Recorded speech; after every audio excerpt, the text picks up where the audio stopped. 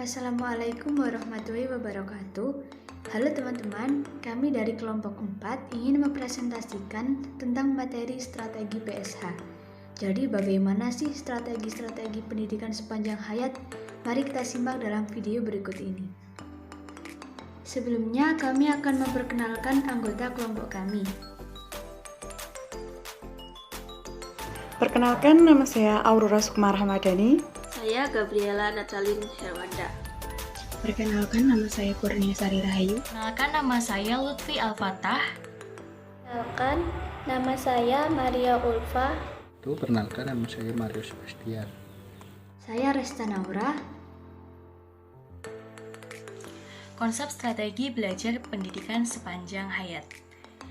Konsep dasar strategi belajar mengajar ini meliputi hal-hal sebagai berikut. Yang pertama adalah menetapkan spesifikasi dan kualifikasi perubahan perilaku pembelajar. Yang kedua adalah menentukan pilihan berkenaan dengan pendekatan terhadap masalah belajar, mengajar, memilih prosedur, metode, dan teknik belajar mengajar. Yang ketiga adalah norma dan kriteria keberhasilan kegiatan belajar mengajar. Strategi dapat diartikan sebagai garis besar haluan untuk bertindak dalam rangka pencapaian sasaran yang telah ditentukan. Dikaitkan dengan belajar mengajar, strategi juga bisa diartikan sebagai pola-pola umum kegiatan guru dan murid dalam perwujudan kegiatan belajar mengajar untuk mencapai tujuan yang telah ditentukan. Konsep strategi pendidikan sepanjang hayat. 1. Konsep pendidikan seumur hidup itu sendiri. Sebagai suatu konsep, maka pendidikan seumur hidup diartikan sebagai tujuan atau ide formal untuk pengorganisasian dan penstrukturan pengalaman-pengalaman pendidikan. 2. Konsep belajar seumur hidup. Dalam pendidikan seumur hidup berarti pelajar belajar karena respon terhadap keinginan yang didasari untuk belajar dan angan-angan pendidikan menyediakan kondisi-kondisi yang membantu belajar. 3. Konsep belajar seumur hidup. Orang-orang yang sadar tentang diri mereka sebagai pelajar seumur hidup melihat belajar baru sebagai cara yang logis untuk mengatasi problema dan terdorong tinggi sekali untuk belajar di seluruh tingkat usia dan menerima tantangan dan perubahan seumur hidup sebagai pemberi kesempatan untuk belajar baru. 4. Kurikulum yang membantu pendidikan seumur hidup. Dalam konteks ini, kurikulum didesain atas dasar prinsip pendidikan seumur hidup betul-betul telah menghasilkan pelajar seumur hidup yang secara berurutan melaksanakan belajar seumur hidup. Selanjutnya, arah pendidikan sepanjang hayat. Seperti yang kita tahu bahwa pendidikan sepanjang hayat dilaksanakan sepanjang hidup kita, yakni sejak kita lahir hingga kita kembali ke liang lahat atau meninggal. Dan pada umumnya, pendidikan sepanjang hayat diarahkan untuk orang-orang dewasa dan juga anak-anak dalam rangka penambahan pengetahuan atau wawasan serta keterampilan mereka. Pendidikan sepanjang hayat kepada orang dewasa.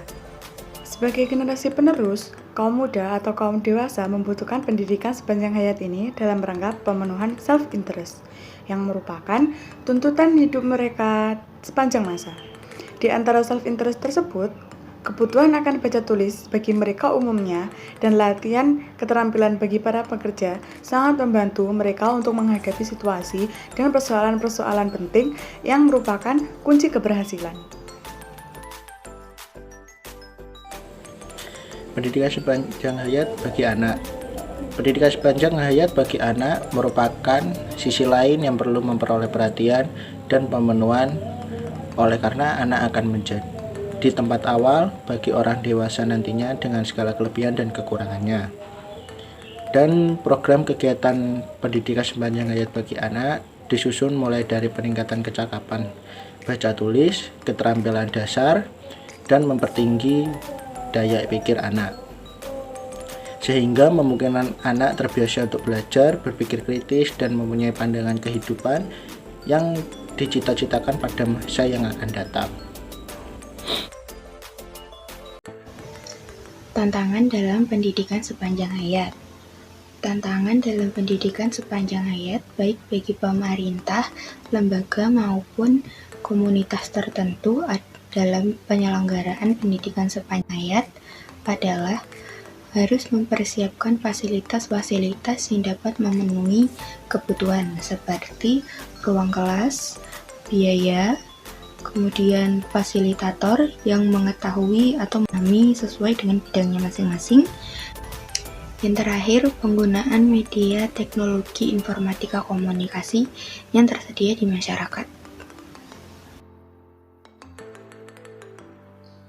Selanjutnya mengenai tantangan dalam pendidikan sepanjang hayat adalah berkembangnya iptek yang sangat pesat saat ini, di mana iptek memberikan dampak besar karena adanya perubahan kehidupan sosial, ekonomi, dan nilai budaya. Maka dari itu, pendidikan sepanjang hayat harus mengikuti perkembangan iptek agar pendidikan sepanjang hayat bisa berjalan secara maksimal.